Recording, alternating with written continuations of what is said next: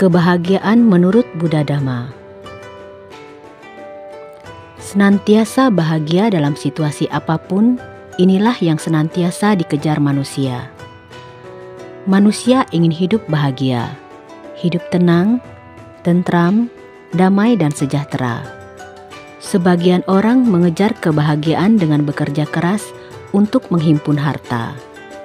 Dia menyangka bahwa pada harta yang berlimpah itu terdapat kebahagiaan.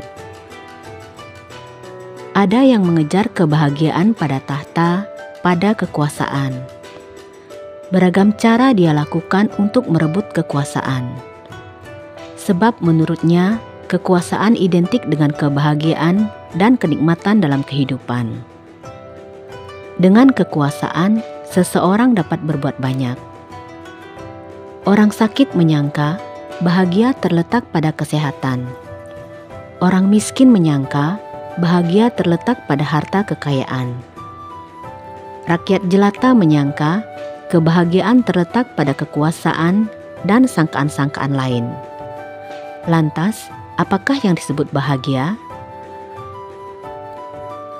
Selama ribuan tahun, para pemikir telah sibuk membincangkan tentang kebahagiaan. Kebahagiaan adalah sesuatu yang ada di luar manusia dan bersifat kondisional. Kebahagiaan bersifat sangat temporal. Jika dia sedang berjaya, maka di situ ada kebahagiaan. Jika sedang jatuh, maka hilanglah kebahagiaan.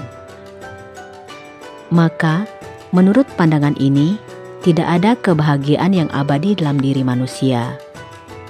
Kebahagiaan itu sifatnya sesaat, tergantung kondisi eksternal manusia. Inilah gambaran kondisi kejiwaan masyarakat Barat. Mereka senantiasa dalam keadaan mencari dan mengejar kebahagiaan tanpa merasa puas dan menetap dalam suatu keadaan.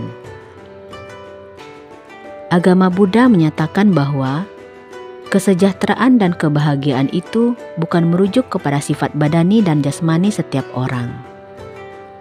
Kesejahteraan dan kebahagiaan itu merujuk kepada keyakinan diri akan hakikat terakhir yang mutlak yang dicari-cari, yakni keyakinan dan penuaian hasil dari kebajikan yang dikerjakan oleh diri berdasarkan keyakinan itu dan menuruti titah batinnya.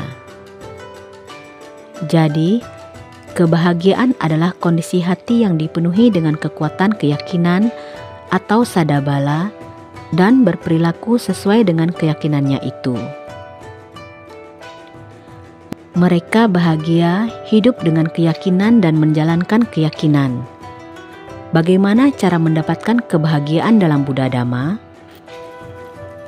Di dalam ajaran Buddha Gautama, yang terpenting adalah sada atau keyakinan.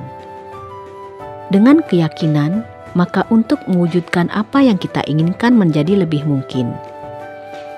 Di dalam Buddha Dhamma, Buddha Gautama bersabda bahwa ada 3 macam kebahagiaan, yakni kebahagiaan duniawi, surgawi, dan kebahagiaan nibbana.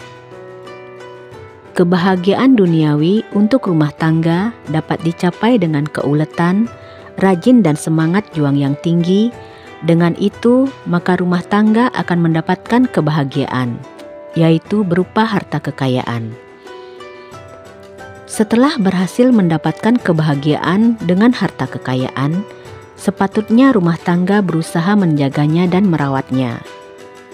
Karena harta kekayaan dapat hilang dan lenyap oleh api, air, gempa, dan lain-lain.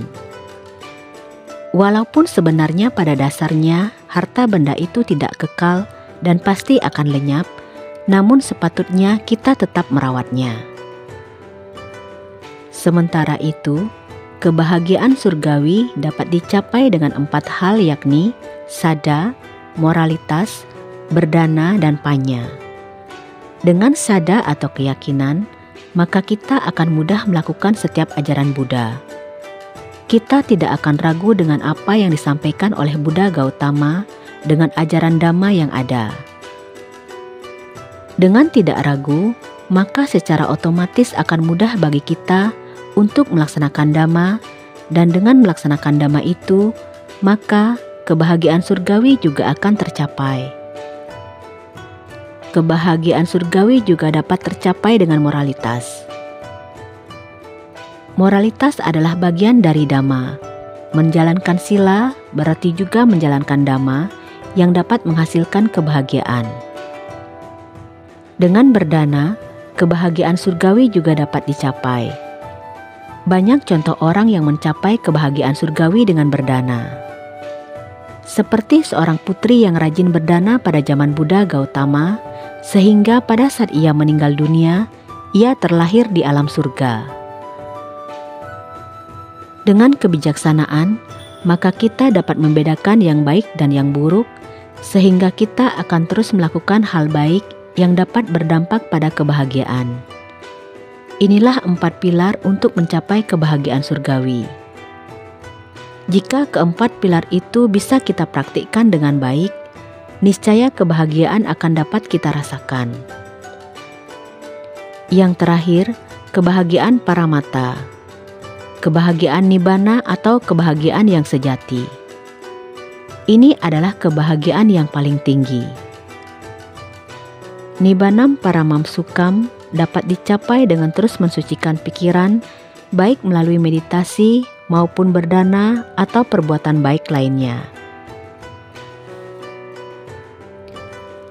Nah, itulah kebahagiaan menurut ajaran Buddha. Ada 3 macam kebahagiaan, yakni kebahagiaan duniawi, surgawi, dan kebahagiaan nibbana. Kebahagiaan duniawi dapat dicapai dengan keuletan, rajin, dan semangat juang yang tinggi untuk mendapatkan kebahagiaan, yaitu berupa harta kekayaan. Kebahagiaan surgawi dapat dicapai dengan 4 hal, yaitu sada, moralitas, berdana, dan panya. Sementara kebahagiaan nibbana atau kebahagiaan sejati dapat dicapai dengan terus mensucikan pikiran, baik melalui meditasi maupun berdana atau perbuatan baik lainnya. Semoga uraian ini bermanfaat. Terima kasih. Semoga semua makhluk hidup berbahagia.